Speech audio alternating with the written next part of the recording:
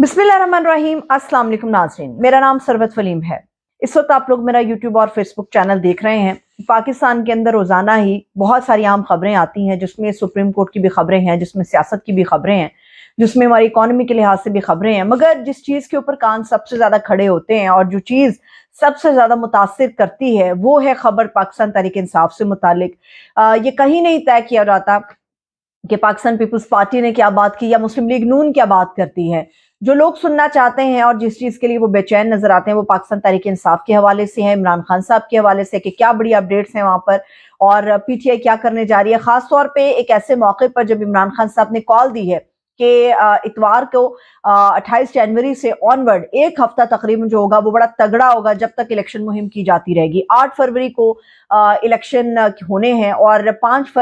फरवरी तक इमरान खान साहब ने कहा है कि एक हफ्ते की तकरीबन ये मुहिम है जो हम लोग चलाएंगे और जोर शोर के साथ चलाएंगे। आज के इस व्लॉग की तफसील की तरफ बढ़ने से पहले आप तमाम लोगों से दरख्वास्त है कि जो लोग मुझे इस वक्त देख और सुन रहे हैं वो मेरे चैनल को जरूर सब्सक्राइब कीजिए। 3-4 अहम चीजें हैं जो आज के इस व्लॉग का हिस्सा होंगी, जिसमें सबसे पहले तो हम बात करेंगे उन पाकिस्तानियों की जो पाकिस्तान के अंदर तो मौजूद नहीं है मगर पाकिस्तान से बाहर मौजूद हैं और वो पाकिस्तान के लिए बेचैन है, पाकिस्तान के बारे में बाखबर है और वो क्या नया एक तरीका अपना रहे हैं पाकिस्तान को डगर पर लाने के लिए और ओवरसीज पाकिस्तानी अपना क्या रोल प्ले कर रहे हैं। ये बड़ी अहम तफसीलात हैं जो व्लॉग के आगाज पे मैं आप लोगों के साथ शेयर करूंगी। मगर इसके साथ साथ आपको ये भी हम बताएंगे कि इमरान खान है जिसके पास फील्ड नहीं है, पाकिस्तान तहरीक इंसाफ है जिसके पास फील्ड नहीं है, जिसके पास जगह मुयसर नहीं है, जिसको जमीन नहीं मिल रही कि कहीं पर वो अपने वोटर सपोर्टर के लिए कोई कन्वेंशन कर सके या ओपनली एक जलसा या जुलूस निकाल सके या कोई रैली निकाल सके। तो एक ऐसे वक्त में जब पीटीआई खुद दबाव का शिकार है, उसके बावजूद पीटीआई एक खौफ की अलामत है उन लोगों के लिए जो पीटीआई के नाम पर ही वोट मांग रहे हैं। ये आज की तफसील आप लोगों के साथ में शेयर करूंगी। और इसके अलावा ब्लूमबर्ग की एक बड़ी जबरदस्त रिपोर्ट आई है, इस रिपोर्ट में क्या इंकशाफात किए गए इमरान खान साहब के हवाले से आप लोगों के सामने रखेंगे। मगर इसके साथ साथ तहरीक इंसाफ का जो वोटर है वो एक बहुत बड़ा मुतालबा है जो पीटीआई के सामने लेकर आया है और पीटीआई को अब उस मुतालबे को किस तरह से पूरा करना है ये अभी तय करना बाकी। ये मुतालबा क्या है ये भी आपके साथ शेयर करते हैं। सबसे पहले जो अहम खबर है वो ये है कि ओवरसीज पाकिस्तानियों के हवाले से कल रात से ये चीजें बड़ी चल रही थी। ओवरसीज पाकिस्तानियों के हवाले से इमरान खान साहब ने हमेशा ओवरसीज के लिए बड़ी आवाज उठाई है और ओवरसीज के लिए वो जो मशीन मुतारिफ करा रहे थे ईवीएम मशीन, वो ये समझते थे कि ओवरसीज पाकिस्तानी जो पाकिस्तान के अंदर भारी तादाद में पैसा भेजते, रेमिटेंसेज आती हैं पाकिस्तान के अंदर, उसमें पाकिस्तान के अंदर जो रीढ़ की हड्डी है जो हमारी रेमिटेंसेस के लिहाज से देखा जाए तो वो हमारे ओवरसीज पाकिस्तानी हैं जो बहुत ज्यादा पैसा पाकिस्तान में भेजते हैं, जिसकी वजह से हम जो है वो मुतमईन रहते हैं। लेकिन अब यहाँ पर ओवरसीज पाकिस्तानियों को जैसे पीडीएम की हुकूमत आई तो इन्होंने साफ इनकार कर दिया कि हम वोट का हक नहीं देंगे। अब ओवरसीज पाकिस्तानी जो है बहुत बड़ी तादाद में है, वो बाहर तो नहीं आ सकते, बाहर से पाकिस्तान तो नहीं आ सकते वोट कास्ट करने के लिए, मगर हर कोई अपने हिस्से की जिम्मेदारी पूरी कर रहा है। इस तरह से कोशिशें की जा रही हैं, टेलीफोन किए जा रहे हैं, लोगों को पैसा भेजा जा रहा है, लोगों को मोटिवेट किया जा रहा है, पुराने राब्तों को बहाल किया जा रहा है, लोगों से टेलीफोन पर बातें हो रही हैं। और ये इमरान खान ने अडियाला जेल के अंदर से पैगाम भेजा था कि तकरीबन हर एक वो ओवरसीज पाकिस्तानी जो वहां पर बैठा है और पाकिस्तान के लिए परेशान होता है, वो रोजाना तकरीबन 15 से 20 कॉल्स ऐसी करे जो अपने रिश्तेदारों के लिए हो, उनको मोटिवेट करने के लिए हो कि आप इलेक्शन प्रोसेस का हिस्सा बने और अपने वोट का सही दुरुस्त जो है वो इस्तेमाल करे। तो अब ओवरसीज पाकिस्तानी जो है वो बड़े तेजी के साथ मुतहरक हैं, ना सिर्फ पाकिस्तान के अंदर बल्कि बाहर के जो लोग हैं वो भी पीटीआई के वोट को बढ़ाने के लिए लोगों को मुख्तलिफ तरीकों से मोटिवेट कर रहे हैं। हालांकि ओवरसीज पाकिस्तानियों को एक इस बात का भी गुस्सा है कि उन्हें एक वोट का हक जो उन्हें मिलना चाहिए था। अभी कुछ अरसा पहले तुर्की के अंदर जो इलेक्शंस हुए हैं, दुनिया भर में जहां भी टर्किश लोग बसते थे वहां की गवर्नमेंट ने उन्हें ये सहूलत दी थी कि वो लोग दुनिया के किसी भी कोने में है तो वो वहां के सिफारत खाने में जाके तुर्की के वहां पे अपना वोट कास्ट कर सकते हैं। मगर हमारे हुकूमत में चूंकि पता है सबको कि ओवरसीज का वोट सबसे ज्यादा जो वोट है वो पीटीआई का है, वो इमरान खान का है, इसलिए ओवरसीज पाकिस्तानियों को वोट का हक जो है वो नहीं दिया गया। और उसके बाद हमने देखा कि पाकिस्तान में जो रेमिटेंसेज आने का सिलसिला था वो काफी हद तक मुतासिर भी हुआ था और उसमें एक बड़ा रोल इस बात का भी था कि इमरान खान साहब को जो है वो इख्तिदार से चलता किया गया था जोर जबरदस्ती से। اب اوورسیز پاکستانی جو کر رہے ہیں یہ تو بڑا خوشائند قدم ہے اور یقینی طور پہ پی ٹی آئی کے لیے ایک مثبت قدم ہے، کیونکہ پی ٹی آئی یہ سمجھتی ہے کہ انہیں ابھی بھی بہت زیادہ حمایت درکار ہے اور وہ حمایت انہیں ہر کونے سے آنی چاہیے۔ مگر اس کے ساتھ ساتھ اور بھی کچھ عام چیزیں ہیں۔ اس میں پی ٹی آئی کا جو ایک ووٹر ہے وہ ایک بہت بڑی ڈیمانڈ ہے جو کہ کر رہا ہے پی ٹی آئی سے، اور کچھ دن پہلے سلمان اکرم راجہ صاحب کی ایک ویڈیو ہمارے سامنے آئی تھی جس میں وہ قرآن پر حلف لے رہے تھے اور یہ بتا رہے تھے کہ وہ جیتیں گے تو وہ پاکستان تحریک انصاف کا حصہ ہی رہیں گے۔ اب یہ معاملہ ہے سامنے آیا، میں نے ایاز امیر صاحب کو بھی سنا جو صحافی ہیں، کالمسٹ ہیں اور پاکستان تحریک انصاف کی ٹکٹ پہ وہ الیکشن میں حصہ لے رہے ہیں چکوال سے، مگر ایاز امیر صاحب بھی اس بات کے چشمدید گواہ ہے جب وہ لوگوں کے دروازے پر جاتے ہیں اور اس کے علاوہ جو دیگر لوگوں کے دروازے پر ووٹ کے لیے جاتے ہیں تو وہاں کا ووٹر یہ بات نہیں کر رہا، وہ یہ کہتا ہے ہم آپ کو نہیں جانتے،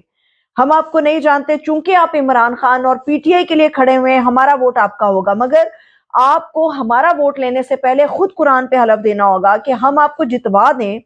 تو آپ عمران خان کا ساتھ نہیں چھوڑیں گے۔ یہ وہ بہت بڑی ڈیمانڈ ہے جو پی ٹی آئی کے امیدواروں سے پی ٹی آئی کا ہی ووٹر کر رہا ہے، کیونکہ اس بات کا شدید خدشہ پیدا ہو چکا ہوا ہے کہ بلہ چونکہ پی ٹی آئی کے پاس نہیں ہے تو یہ جتنے بھی لوگ پی ٹی آئی کی ٹکٹ پر الیکشن لڑ رہے ہیں یہ اگر جیت جاتے ہیں تو ان کے لیے لازم نہیں ہے کہ یہ حمایت یافتہ پارٹی کے اندر یا پی ٹی آئی کے اندر ہی جا کر شامل ہوں گے، یہ قانون کہتا ہے، یہ آئین کہتا ہے۔ اسی لیے ووٹر بڑا سمجھدار ہے، وہ یہ کہہ رہا ہے کہ آپ اگر جیت جاتے ہیں اور ہم آپ کو جتوا دیں گے اس بات کی گارنٹی ہے، مگر آپ کو بھی قرآن پہ حلف لے کے گارنٹی ہمیں دینی ہوگی کہ آپ جیتنے کے بعد کسی اور سیاسی جماعت میں جا کے شامل نہیں ہو جائیں گے۔ یہ بہت بڑی ڈیمانڈ ہے اور میرا خیال ہے پاکستان تحریک انصاف کے جتنے بھی امیدوار اس وقت کھڑے ہیں اس میں سے کوئی بھی اس کے اوپر ریزسٹ نہیں کر رہا، ہچکچاہٹ نہیں محسوس کر رہا، اور وہ سارے جو ہیں وہ قرآن پاک پہ حلف لے رہے ہیں، اور بڑے لوگ میں نے دیکھا ہے وہ قرآن پاک اٹھا کر ڈور ٹو ڈور کمپین کر رہے ہیں اور لوگوں کو یہ بتا رہے ہیں کہ ہم پی ٹی آئی کے، ہم عمران خان کے اصلی سپاہی ہیں، تو آپ نے اپنا ووٹ ہمارے اس نشان کو دینا ہے، ہمارے اس آدمی کو دینا ہے۔ اب اس کے علاوہ پی ٹی آئی کے حوالے سے ایک بری خبر بھی ہے، وہ بری خبر میں آپ کے ساتھ ویلاگ کے اختتام پر شیئر کروں گی، مگر اس سے پہلے میں آپ کو یہ بتاؤں کہ اس وقت پاکستان تحریک انصاف نے کل پرسوں سے جب سے یہ اعلان کیا ہے کہ وہ 28 جنوری کو سڑک پہ نکل رہے ہیں،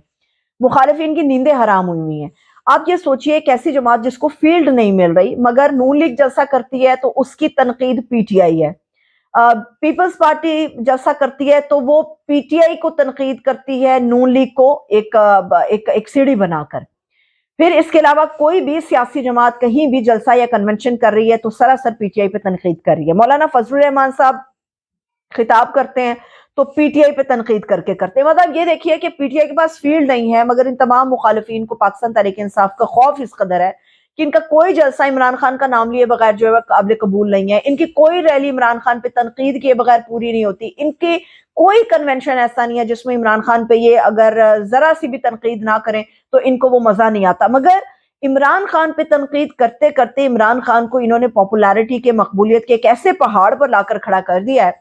جس کو نیچے سے صرف دیکھا جا سکتا ہے، جس کو سر کرنا ناممکن ہے۔ ایک اکیلا عمران خان ہے، اس نے وہ پہاڑ سر کر لیا، اور اس میں بڑا رول ان مخالف سیاسی جماعتوں کا، ان مخالف لیڈران کا ہے جنہوں نے عمران خان کو خود اس پہاڑ پر، مقبولیت کے اس پہاڑ پر پہنچا دیا۔ اب عمران خان کو بیٹ کرنا ناممکن ہے، وہ نظر آ رہا ہے۔ مخالفین جو جلسے کر رہے ہیں، جو ریلیاں نکال رہے ہیں، عمران خان کے اوپر تنقید بھی کر رہے ہیں مگر ووٹر ان کا پھر بھی باہر نہیں نکل رہا۔ پی ٹی آئی نے جب سے 28 جنوری کی کال دی ہے تو سب کے پیروں کے نیچے سے زمین نکلی ہوئی ہے، دفعہ 144 نافذ ہو رہی ہے مختلف جگہوں پر، اور ابھی میرے سامنے ایک نوٹیفیکیشن تھا جس میں لکی مروت ٹانگ کے حوالے سے چیزیں سامنے آ رہی تھی کہ وہاں پر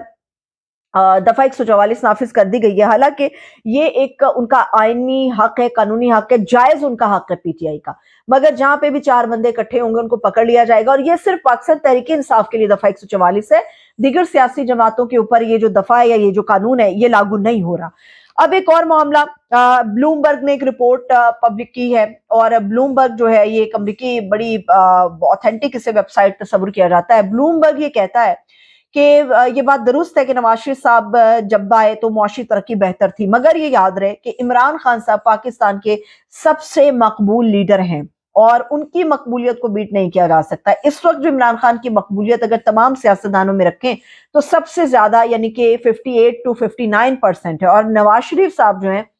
पिछले चंद महीनों में जैसा बयानिया बनाया गया और नवाज शरीफ साहब को जिस तरह से पहाड़ पर चढ़ाने की कोशिश की गई, उसके बावजूद भी उनकी मकबूलियत का ग्राफ 52% के ऊपर है, यानी 52% के ऊपर है। ये ब्लूमबर्ग अपनी रिपोर्ट में कहता है, और ये अमेरिका की वो वेबसाइट है और वो अमेरिका है जिसके बारे में कहा जाता है कि वो खान से बड़ी दावत रखते हैं। उसके बावजूद ये जो फैक्ट्स हमारे सामने आए हैं, ये बताने के लिए काफी है कि इमरान खान का इलेक्शन के अंदर रास्ता रोकने की कोशिश जो है वो क्यों की जा रही है। अब व्लॉग के इख्तिताम पे आपको एक और बुरी खबर मैं बता दूं। ये अब